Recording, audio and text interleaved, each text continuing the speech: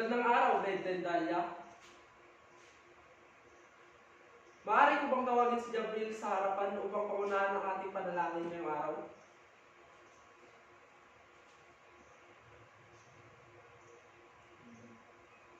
Maraming salamat, Jabril.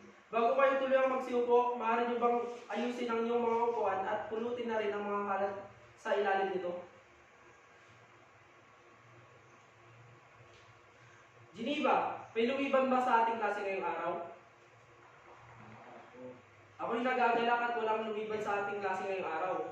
Ngayon naman, papaalalahanan ko lang kayo patungkol sa ating alusunsunin sa ating klase. Una, makinig sa guro.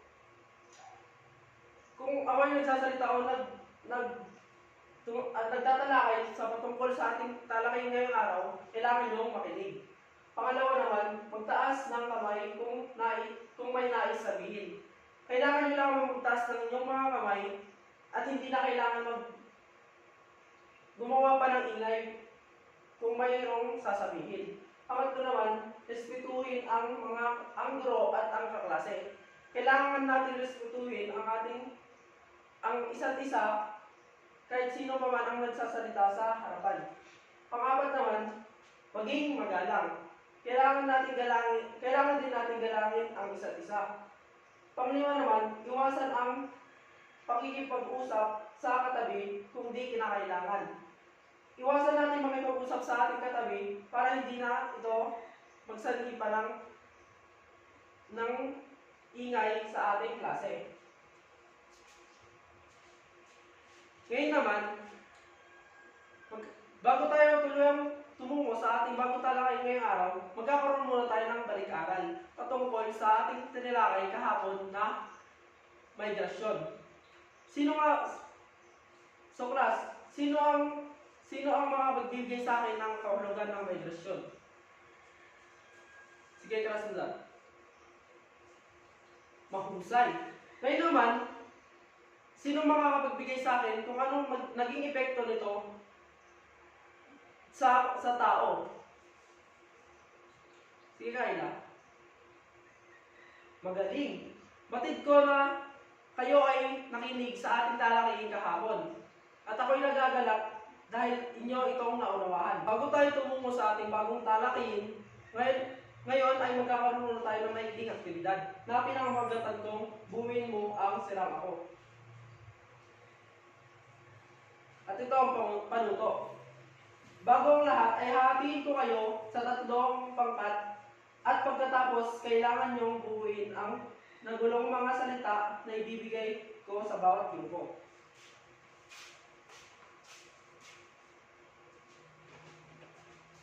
Meron lamang kayo 5 minuto para tapusin ang ating aktibidad. Tapos na ba, class? Pakipasa na sa harapan.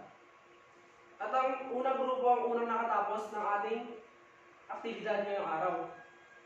Ngayon, may ideya na ba kayo patungkol sa ating klaseng tatalakayin ngayong araw? Oo. Ano nga ba ito, Jabril? Tungkol po sa globalisasyon. Tama, patungkol ito sa globalisasyon. Ang kahulugan ng globalisasyon. Pakibasa, Jabril. Mahalagang pag-usapan ng globalisasyon sapagkat ito ang nagbibigay konteksto sa tila fenomeno at tungungin sa kasalukuyang panahon. Ang mga teknolohiya sa komunikasyon at transportasyon ay kamangha-mangha. Pinag-uugnay ng mga ito ang mga tao mula sa iba't ibang panig ng mundo. Sasabi dito, dahil sa globalisasyon, mas pinag-iigting nito ang koneksyon ng bawat isang tao mula sa iba't ibang lugar o iba't ibang panig ng mundo. Sunod. Pakibasa, Krasnodar. Noon pa man ay may interaksyon na ang mga tao sa iba't ibang lugar, lalo na sa usapin ng pagkikipagkalakalan. Nang nagkaroon ng espesyalisasyon ng mga gawain ng sobrang produkto, ang mga kabihasnan ay nakipagkalakalan na upang matustusan ang kanilang mga pangangailangan. Ay pakilala ang kultura ng mga kabihasnan at nagkaroon ng cultural diffusion. Dahil nagsimula ang globalisasyon noong 16,000 years ago. At dahil dito, nabibigyan ng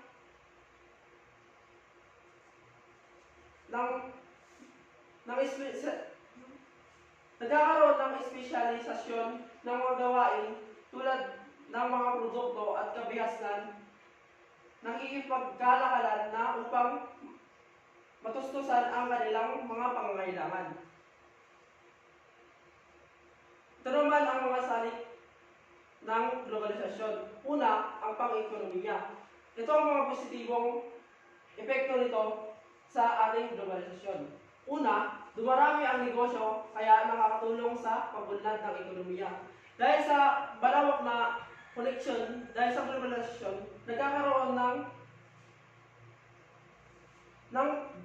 nagkakaroon ng maraming negosyo kaya nakakatulong ito sa pag-unlad ng ating ekonomiya. Pangalawa naman, nakakapagbigay ng karagdagang hanap buhay sa mga manggagawa. Sa dahil sa maraming negosyo na nagsisiliparan, nagkakaroon ng mga hanap buhay ang ating mga mamamayan. Pangatlo, nagkakaroon ng maraming negosyo dahil sa trade liberalization o pagbukas ng kalakalan sa bansa sa dayuhang negosyo. So dahil din sa globalisasyon, nagkakaroon ng trade liberalization o pagbukas ng kalakalan sa bansa sa mga dayuhang negosyo. Sunod naman, ito naman ang negatibong epekto nito. Ang mga maliliit na kumpanya ay nalulugi at nagsasara dahil sa kawalan ng kakayahang makipagsabayan sa malalaking kumpanya. Sasabi naman dito, may negatibong epekto pa rin ang globalisasyon sa ating pang-ekonomiya. Dahil malawak ang koneksyon ng bawat isa, ang mga maliliit na kumpanya ay nalulugi dahil na rin hindi ito nakakasabay sa iba pang malalaking kumpanya. Pangalawa naman, madaling maapektuhan ang ekonomiya ng isang bansa sa kaguluhang pang-ekonomiya ng iba pang bansa. So dahil naman sa globalisasyon, naapektuhan ng ekonomiya ng isang bansa sa kaguluhang pang-ekonomiya ng iba pang bansa. Sunod naman ang positibong epekto sa pampolitika. Una, nakahihingi ng tulong ang ibang bansa sa iba pang bansa upang tugunan ang suliranin nito. So base sa positibong epekto nito, sabi ko nga kanina, nagkakaroon ng koneksyon ang bawat bansa sa iba't ibang panig ng mundo, tulad ng ASEAN na kinabibilangan ng Pilipinas. Pangalawa naman, nakabubuo ng samahan ang maliit na bansa upang tutulan ang mapanikil na patakaran at aksyon ng malalaking bansa. So dahil na rin sa globalisasyon, mas nagkakaroon ng kapangyarihan ng mga maliliit na bansa upang tutulan ang mapanikil na patakaran ng mga malalaking bansa. So pangatlo, nabawasan ang pananakop at digmaan dahil sa nagkakaisang pagtutol na ipinahayag ng mga bansa. Dahil na rin sa globalisasyon, naiiwasan na rin ang mga pananakop o digmaan. Sunod naman, ito naman ang negatibong epekto ng politika sa ating globalisasyon. Mabagal at malaki ang halagang nagugugol upang magkaroon ng koordinasyon sa pagkilos ng mga bansa. So, dahil naman sa mabagal at malaking halaga ng nagugugol upang magkaroon ng koordinasyon sa pagkilos ng bansa, mas napapatagal nito ang koordinasyon ng isa't isa dahil na rin mabagal ang koneksyon nito sa isa't isa. Pangalawa, naisasatabi ang batas ng mga bansa upang makibagayan ang mga kasunduang pandaigdig. So dahil na rin sa sa globalisasyon, ang mga batas ng ibang bansa ay napapawalang bisa dahil na rin upang makasabay ito sa iba pang bansa. Sunod. Sa socio-cultural naman tayo, ito ang mga positibong epekto nito. Plus, nakakasunod ba? Mahusay. Dito naman tayo sa socio-cultural. Madaling paraan upang makakalap ng mga kaalaman at informasyon. So dahil sa globalisasyon, mas napapadali nito ang pangangalap ng kaalaman at mga informasyon. Pangalawa, natututo ng pakikiangkop sa mga dayuhang gawi, ugali at pagpapahalaga ng ibang lahi sa sariling pamamayanan. So dahil na rin dito, mas natututo ang mga mamamayan natin na makilahok o makibagay sa ugali at pamamahalaga ng iba pang lahi. Pangatlo, pag-aangkop ng sariling kultura sa popular na dayuhan. Dahil na rin dito, nakukuha natin ang mga kultura ng ibang lahi at nakakasabay na din tayo sa mga makabagong kultura nila. Sunod. Ito naman ang negatibong epekto ng sosyo-kultural. Pagkawala ng katutubong paraan ng pamumuhay at sariling pagkakakilanlan. Dahil naman dito, nawawala ang ibang kulturang pamamaraan ng pamumuhay ng mga Pilipino dahil na rin sa mga dayuhan na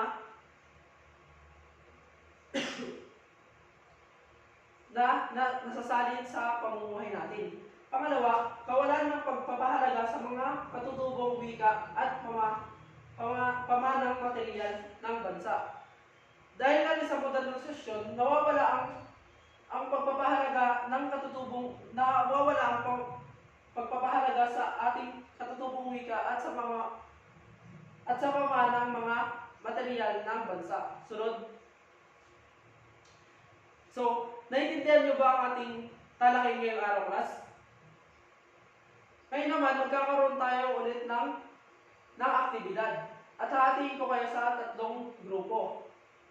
Ang bawat mag-aaral ay may makikilahok at sa aktibidad na ipapagawa ng guro, na kung saan ang bawat grupo ay gagawa ng maikling salaysay patungkol sa kahalagaan ng globalisasyon. Meron lamang kayong 5 minuto para gawin ito at ipresenta ng inyong napiling leader sa harapan. Tapos na ba, class? Maaari na kayo magpresenta sa harapan. Isa-isa. Mahusay. Batid ko na kayong lahat ay natuto patungkol sa ating talakay ngayong araw. Sunod naman, ano ang magandang naidulot ng globalisasyon? Tintin, may ideya ka ba? Mahusay, Tintin. Pangalawa naman, kailan nagsimula ang globalisasyon? GC. Mahusay. Batid ko na kayo ay natuto ngayon sa ating klase. At ako'y nagagalak dahil mayroon kayong natutunan ng mga bagong kaalaman patungkol sa ating talakayin. Ngayon naman, class, maaari ba kayong maglabas ng malinis na papel at gawin ito ang ating maikling pagsusulit? Ipaliwanag ang globalisasyon base sa inyong nalalaman. Mayroon lamang kayong 5 minuto para gawin ito.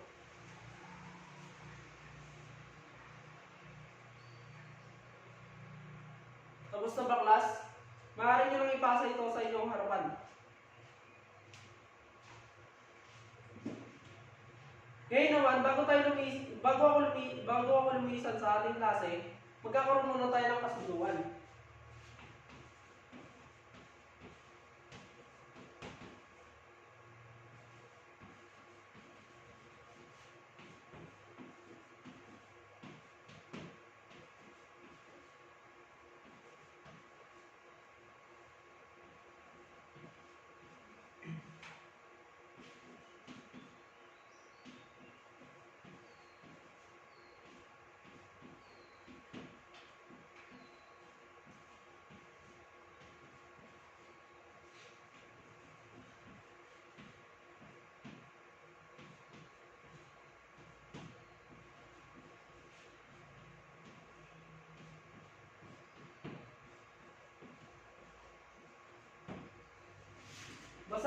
pahina 24 to 30 at magbigay ng maikling refleksyon patungkol dito. Yun lamang grade 10 Kalya. Maraming salamat.